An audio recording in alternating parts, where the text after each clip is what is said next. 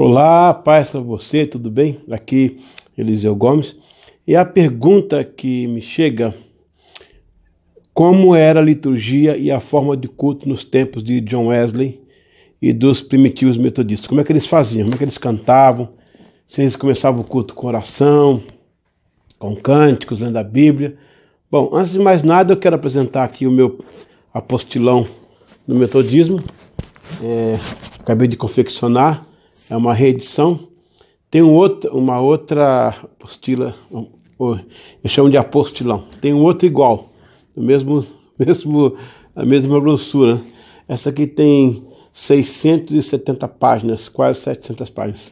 Então você que não adquiriu ainda, aqui tem a obra completa sobre o metodismo e você vai ser muito abençoado, vai te ajudar. Bom, vamos lá a pergunta que fizeram sobre a liturgia do metodismo primitivo. Como é que eles faziam na época de John Wesley? Na verdade, temos que fazer uma remetência à época e buscar um pouco lá atrás no histórico da igreja. O metodismo ele é uma vertente do anglicanismo. Então, a igreja anglicana, quando surgiu, ela produziu o seu material litúrgico. Na época de 1530, 34, quando o Henrique VIII, então, separou-se da igreja de Roma, o bispo Thomas Cranmer foi o que idealizou a confecção da nova liturgia da igreja, porque, na verdade, a igreja anglicana é oriunda da igreja católica. Eles não tinham outro Deus a não ser o mesmo que os católicos falavam, um outro Cristo a não ser o mesmo que os católicos falavam. A forma de cantar, de louvar, de fazer o culto, então eles já tinham a tradição. Mas eles precisavam se diferenciar do movimento católico. E daí vai ter o início de um movimento chamado puritanismo, que é o detox, desintoxicar-se da igreja romana. E é claro, eles vão mexer em muitas coisas, vão se tornar iconoclastas, vão ver a questão da roupa, da vestimenta, vai ser um motivo de grande celeuma entre eles, e assim vai. Quando o Thomas Cranmer, então, ele começa a idealizar como é que seria o processo da igreja anglicana, ele cria uma espécie de caderno, de cartilha, com o nome de Livro da Oração Comum, Locke, Livro da Oração Comum.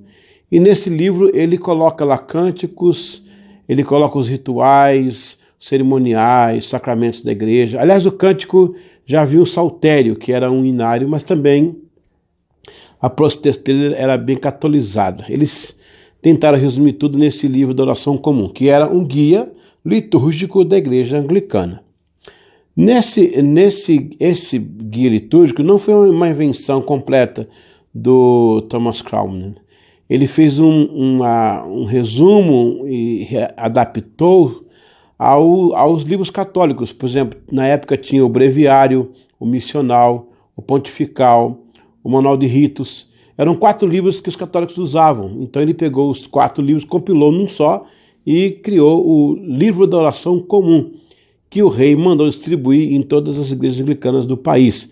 Era um livro que trazia uma liturgia, porém um pouco diferenciada da igreja católica, para dar aquele ar de igreja nova. Esse livro sofreu algumas mudanças. Quando o Henrique morre, o filho dele, o Eduardo VI, vai assumir o trono, vai continuar o trabalho do pai. Nesse caso ele é o protestante, contra a igreja católica, né? E é outro assunto. O Eduardo VI fica pouco tempo no poder, e o Thomas Cranmer, que está auxiliando, porque ele era até um menino, o Eduardo VI é um menino, né? Quando o Eduardo morre, a meia-irmã dele, que é a Maria, que é chamada Maria Sanguinária, assume o trono da Inglaterra, e ela então manda recolher o livro da oração comum e volta o país ao catolicismo, porque ela tinha raiva do pai, porque o pai abdicou da mãe dela, rejeitou a mãe para casar com Ana Bolena. Maria Sanguinária morre, né? Ela matou muita gente em nome do catolicismo. Aí assume a meia-irmã, né, que é filha de outra, da Ana Bolena, com o rei Henrique VIII, que é a Elizabeth. E ela vai trazer de volta o livro da oração comum. Mas aí, um pouquinho antes, 1552, o livro sofre uma mudança. É uma adaptação ao roteiro da Igreja Anglicana. Depois que a Elizabeth morre, ela deixa a Via Média pronta, que é um momento dela conciliar católicos e protestantes embaixo do parlamento, sob o parlamento de Westminster. O livro da oração comum ele vai ser retirado porque vai haver uma insurreição católica, mas depois a coroa prevalece, o livro volta, entre idas e vindas, o livro ficou. Nesse contexto vão nascer os avós e os pais de Wesley. Eles vão assimilar todo o livro da oração comum. Eles vêm com esse livro, e quando Wesley nasce, então, eles são anglicanos, ele vai ser criado na liturgia anglicana. Quando ele começa as chamadas sociedades, lá por 1739 em Londres, eles não vão criar um sistema litúrgico. Na verdade, Wesley não tinha na cabeça a vontade de fazer uma nova denominação. Ele queria reformar a igreja anglicana. Ele fala isso nos diários e todo mundo sabe, inclusive você tem que adquirir o apostolão para você entender melhor essas histórias aqui. Bom, então ele vai usar, né, essa questão da liturgia anglicana para conduzir o povo metodista, mas ao longo do tempo vão se criando alguns cultos especiais, por exemplo, a festa ágape, que era uma imitação da Santa Ceia. Em lugar do vinho havia água e o pão, eles remetiam isso à comunhão total, só podia participar quem era membros da sociedade. Eles vão criar a vigília, a oração do pacto, que é aquela oração tremenda que eles faziam todo primeiro domingo de janeiro. Enfim, as sociedades metodistas, mesmo Wesley incentivando-os, quando acabasse a reunião, fosse para a igreja oficial, mesmo que Wesley incentivava-os para que fosse a igreja oficial, a igreja anglicana, não teve como conter, o grupo se caracterizou. E aí Wesley, em 1780, cria a primeira coleção de hinos que o Charles Wesley escrevia. Dessa coleção entrou também alguns hinos do John Wesley, uns 20 hinos. A maioria, sim, era do Charles Wesley, justamente o músico da família. A mulher dele, Sarah Gwynne, ela que escrevia a pauta, o Charles só tocava saltério e tocava craviola, tipo uma pianola. E a mulher dele que escrevia a música, ele não escrevia a música, ele rabiscava algumas coisas. O Wesley entrou, e também entrou alguns hinos do Isaac Watts, muito conhecido, muito famoso. Esse hinário teve muitas, aliás, foram 56 coleções. Das 56, 37 eram só de músicas do Charles Wesley. Ele compila esses livros para reunir as músicas mais cantadas. Mas o fato é, o primeiro período, então, da liturgia anglicana vai ter aí de 1542, não metodista, anglicana ainda, né? E vai entrar pelo metodismo até 1739, quando começam, então, as chamadas sociedades metodistas. A partir daí, os metodistas mantêm o livro da oração comum com algumas coisas paralelas, alguns sermões de Wesley, as músicas de Charles Wesley. Isso dura até 1784, quando ele vai formar o primeiro, aliás, 1780, ele forma o primeiro inário, mas em 1784, dado a chegada dos ingleses e irlandeses do Reino Unido lá na nova colônia, que é os Estados Unidos, o Francis Asbury, o Thomas Cook e o Philip. Então ele vai ser obrigado a criar uma denominação, porque com a ascensão da Guerra Civil, o povo americano está querendo independência, os anglicanos estão quase sendo expulsos por causa da coroa, os pastores anglicanos não ficam, eles deixam o local, então o metodismo tem que assumir esse povo sem pastor. E para assumir, tinha que ter uma característica de igreja. Como não tinha igreja oficial da América, porque era anglicana, eles estavam querendo mandar a anglicana embora por causa da independência, o metodismo, então, acampou. Nisso aí, o Wesley teve que, então, começar uma denominação. De qualquer forma, teve que começar. E aí, 1784, ele escreve uma pequena e simples liturgia baseadas ainda na liturgia anglicana, que era uma cópia atualizada e modificada dos 4 livros católicos. Então agora ele tem uma liturgia própria. Isso vai perdurar até 1700.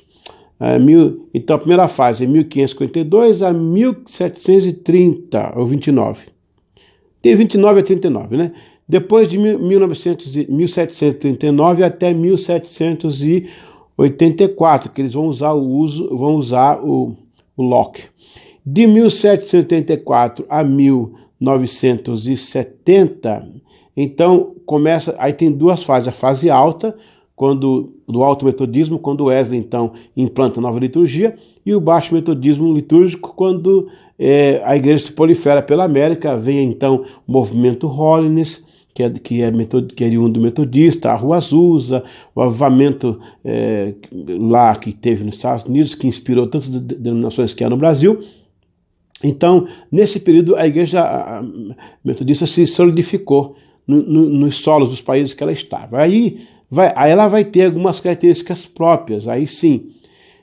Então, é muito peculiar a igreja metodista, uma igreja pertencente ao metodismo. Aí teve a episcopal, teve a unida, a igreja do Nazareno e outras ramificações, né? A do Brasil, 1930, a Wesleyana, 67, a igreja metodista livre, 1860, em Pequim, um bairro de Nova York. Do tronco metodista, muitas denominações surgem e com as suas peculiaridades litúrgicas, mas o que reúne todas de uma forma mais próxima é que em cada igreja metodista havia uma cruz externa e uma torre. Também dentro aquela mesa a mesa santa, a mesa da comunhão. O púlpito era assim, era ainda estilo anglicano.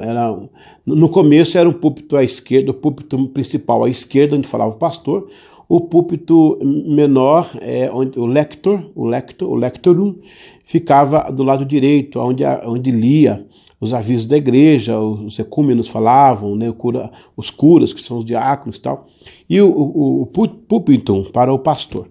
E essa é uma prova de que o metodismo não passa pela reforma magistral de Lutero, nem a reforma radical de Zwingli, porque quando a reforma acontece, eles unificam o púlpito para dar aquela ênfase à autoridade da Bíblia, mas eles se esquecem que eles voltam ao catolicismo, porque no catolicismo havia um púlpito também, que chamava de ambão, que em grego significa elevação, um púlpito que ficava na frente um pouco maior, onde se concentrava as coisas do serviço do culto. Quando o puritanismo aparece e a igreja anglicana, então eles liberam, eles separam um pouco, deixam o púlpito maior para o pregador, para o sacerdote, né? E o púlpito menor para os leigos ou para alguém da igreja que vai dirigir o culto. A igreja metodista ela continua com esse modelo. Esse púlpito central que a gente usa hoje é fruto da reforma protestante, que não tem nada a ver com a gente, né? No caso dos metodistas. O metodista não passa pela reforma magistral nem a radical, é uma reforma anglicana. Aliás, não é nem reforma, o metodismo é evangelical, ele é consequência da reforma anglicana de Henrique VIII. Esse púlpito então ficam assim, mas com o passar do tempo eles são unificados. Aí fica um púlpito mais embaixo e um púlpito mais em cima, ali com o mesmo sentido, né? Então havia 3 pisos: a plataforma, o átrio, que é onde o povo fica, o segundo piso que fica aquele púlpito menor, e o terceiro piso o púlpito maior. Hoje o púlpito desceu, ficou um só, a gente misturou um pouco de igreja reformada com igreja anglicana e tal, e ficou legal. Hoje não é o mérito da questão isso aí agora. E essa liturgia eles preservam as festas que eles faziam, né? Sempre com cânticos e a palavra. Não tinha esse modelo de oportunidade. Esse modelo de oportunidade, fazer um solo, de cantar, vai nascer no século XIX, com a ascensão do movimento Holiness, quando os metodistas pregadores e batistas congregacionais vão às ruas pregar. E aí eles têm cantores, que até o Moody, 1800 e tal, 1850, 1860, 70, ele tem o Sank, aquele cantor das cruzadas. Depois o Billy Graham, que começa também cedo, em 1900 alguma coisa, 1960 e 1950, o Billy Graham vai usar o Beverly Shea para também cantar. Essa questão da apresentação, ela vai surgir a partir daí, mas antes um pouquinho era o canto congregacional, dos coros. Uma coisa peculiar também nessa época é o colete clerical, que todo mundo acha que é católico, e não é católico. O colete clerical foi feito por o reverendo MacLeod, um irlandês. Ele, em 1827, ele tinha o costume de trocar a roupa do sacerdócio, que na época de Wesley já usava os sobrepeles, que era o clérigo usava uma roupa preta com um lenço branco por cima. E parecia uma gravata até, mas a gravata vai surgir depois com Napoleão. Esse sobrepéles que eles usavam, eles identificavam como um clérigo, né? No tempo desse pastor, Mike Lowell, né, ele usava muito trocar a camisa clerical, então ele tinha muito dificuldade com toda aquela roupa. Eu tiro o colete, põe o colete. Ele fez o colete fixo, pequeno, e aonde a roupa vinha, dava um corte na gola, podia ver que ele estava diferenciado como um clérigo. Isso pegou e começou a ser usado, foi adotado pela igreja anglicana, as igrejas presbiterianas, mas só em 1962 que a igreja Católica vai assumir isso como, né, algo oficial. Depois do Vaticano II que eles começam a fazer isso. Então o artefato não é católico, é protestante.